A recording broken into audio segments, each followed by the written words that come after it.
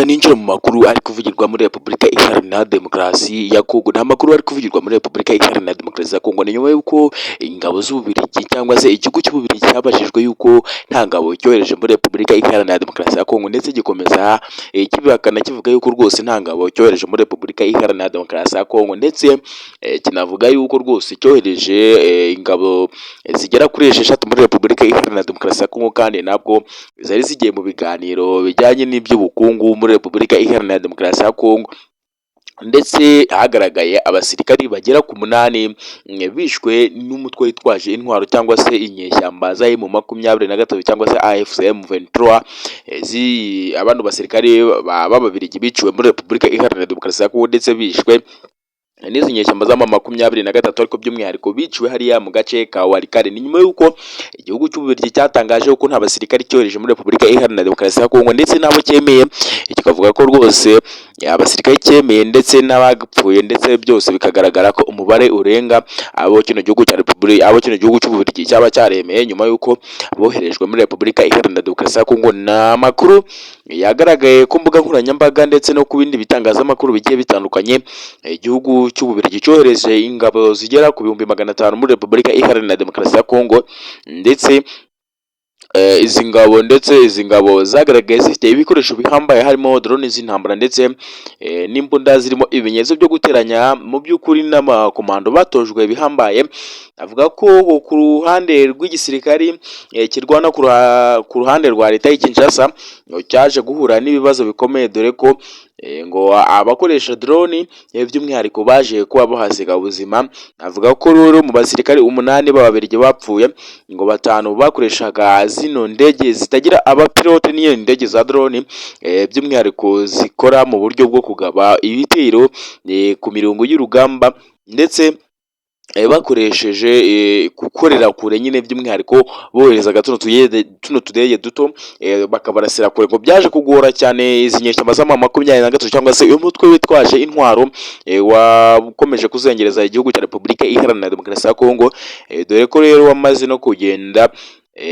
unazihanura zimwe na zimwe zigiye zitandukanye. Ariko drone zo zazanwe n'Ababiligi ni nyinshi, kure ko hagaragaye drone zigera ku 100 ndetse n'imbunda zihambaye, ngo n'abasirikare batojwe bihambaye baje kuba batoza uruhande rwa leta y'Kinshasa kurwana n'uyu mutwe wa M23 ukomeje kubuza umutekano muri Repubulika Iharanira Demokarasi ya Kongo. Nakwibutsa ko nimba ari ubwa mbere ugeze kuri imiyoboro ugomba gukanda subscribe, ukakanda like, warangiza ugasharinga iyi video kugira ngo ibiganiro n'amakuru tubahereza biti bibageraho 5 kuri 5. Ariko by'umwihariko reka mbanze nshimire wowe wamaze kuba wabikora, ndetse uri uw'agaciro, ndetse uri n'uw'amahirwe kuri twebwe. Reka ninjire by'umwihariko ibiri kuvugirwa muri iki gihugu cya Repubulika Iharanira Demokarasi ya Kongo. Mbe nakubwira ni ingabo zirwana ku ruhande rwa FARDC, ndetse n'ingabo zirwana ku ruhande rwa Kinshasa, rwa leta y'Kinshasa, zinjiye mu mujyi wa Walikale nyuma y'uko izi ngabo cyangwa se uyu mutwe witwaje intwaro wa M23 umaze ko wasohoka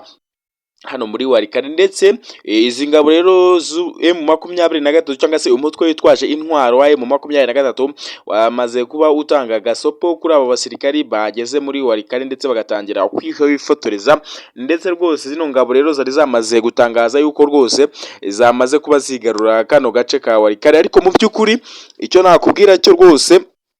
ngo izi nyeshyamba cyangwa se umutwe witwaje intwaro wa M23 rwose ngo ntago waje gukubitwa kugira ngo use kuba warekura kano gace, ndetse ngo nta nubwo byaje kugira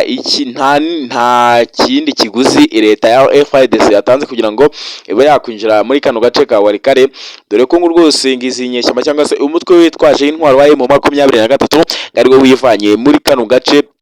Noneho izi ngabo zirwana ku ruhande rwa FARDC zikaza kukinjiramo, dore ko rwose ngo zakinjiyemo zitarwanye, dore ko rwose ngo izi ngabo zikimara gusohokamo hatangiye kugaragara amashusho n'abasirikare barwana ku ruhande rwa leta y'Kinshasa binjira muri kano gace, ndetse bagatangira kwifotoreza, ndetse bakavuga ko rwose bamaze kuba bahigarurira mu buryo bujyanye n'intambara. M23 rero bamaze kuba itangaza yuko rwose isaha n'isaha bashobora kugaruka muri kano gace, akaba ari nayo mpamvu rero baburiye ingabo zahifotorezaga zirwana ku ruhande rwa leta y'Kinshasa cyangwa se ku ruhande rwa FARDC ko isa n'isa baryamira amajanja kuko umunsi ku munsi cyangwa se hagize igikoma n'ubundi nta kabuza izi ngabo ngo zahita zigaruka muri kano gace mu gihe ibiganiro bigenze nabi cyangwa se bitagenze neza ngo baharekuye kano gace cyangwa se bakarikuye mu buryo bw'uko rwose bagiye kuganirira hano muri